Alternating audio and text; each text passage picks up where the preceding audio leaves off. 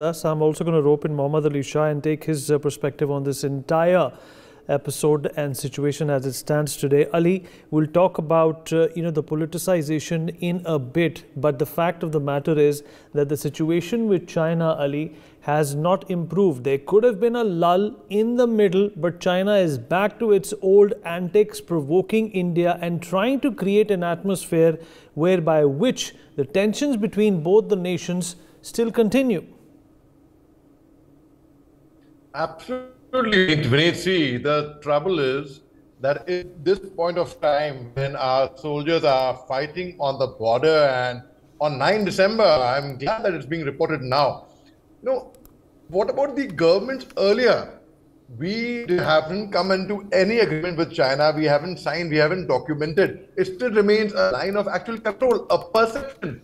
The entire 3,488 kilometer stretch, there is no clear line. Unlike with Pakistan, we have a demarcated line. That's why it's called the line of control. There's the border. But here people want to politicize. They want to come. They want to अपने तवा पे अपनी रोटी सेकनी है फौजियों के नाम पे. That is the most disgusting thing. And whoever wants to politicize it, I would urge them, go ahead, go to the border, go to the border and stay there for 24 hours. Go there and endure what the soldiers endure. Go there and live like how the soldiers stay, without leave, away from their families. Go there, go ahead, and we'll know what they endure. But no, people want to come forward and politicize it.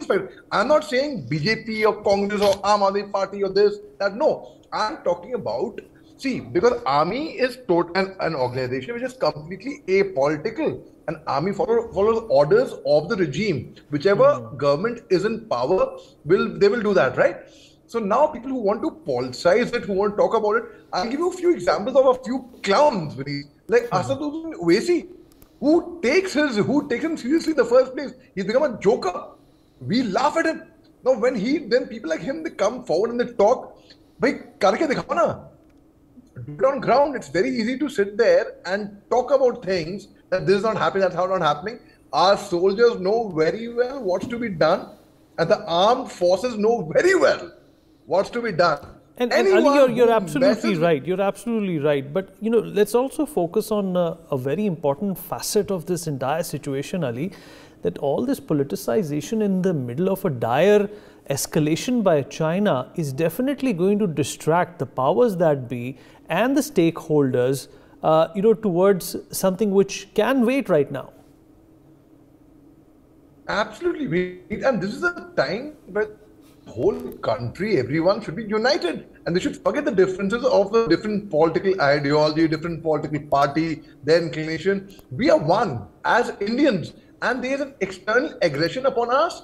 And that is the time when we have to be united. We cannot go ahead, we're splitting ourselves and dividing, and then we talk about people. Yes, if at all there is any division, we should stand together in the armed forces. That is the reason we have only one religion, which is the Indian Armed Forces. In fact, right now I'm very fortunate. I am sitting with an army officer right now, and I am sitting with Captain Nupur Gupta. In fact, I've come to her college, to her institute, to give a motivational talk. And here we were discussing on the China issue.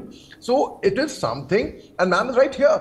Ma'am is listening to it. So it is, the question is that we have to get together as a nation and fight anything that challenges us identity as Indians, our borders, our anything. Basically, we should be totally united, and anyone who threatens our sovereignty as a nation, any from external factors, we should stand together, united, and teach them a die-hard lesson which Vietnam taught to the Chinese.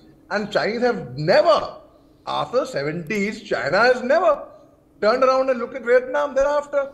Why? Because Vietnam, people were united.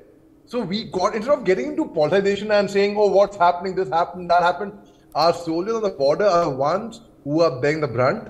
They are the ones who are there, who are fighting. They are the ones who are there in difficult terrains. People who want to politicize it, go ahead. Aa jao bhai, border pe aa jao. Reh lo 4 din. This area, Tawang, I was just 3 years old. I started my nursery from that area. I started my schooling from a place called Tanga Valley on the Tibet border.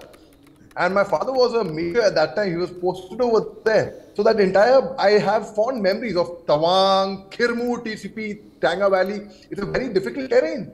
And the people who are sitting right now and going ahead and politicizing it, go ahead, go to the border. Why not go there and then do this thing? Because they will give them gas. Nobody will give them any lift over there. Nobody will listen to them. They will throw them out from there.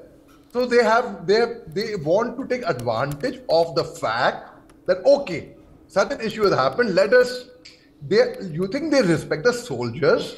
Whoever, they do not. These people only on 15th August, 26th January, they'll put their WhatsApp DP, their Facebook DP, their Twitter DP with the Indian national flag, and then they'll say, Jai Hind Vande Mataram. Is that patriotism? They should live there, practically, on ground, and see what the soldiers endure over there. They should see what it is. You know, the most difficult job for me, Vineet, in the army was, I'll conclude by saying that it was not fighting the enemy. Bullets, no. The most difficult job that I've done in the army was informing someone's home that your ward, your garden, your father, your son, your brother, your husband is no more in this world. Can you even imagine how difficult it must have been, Vineet?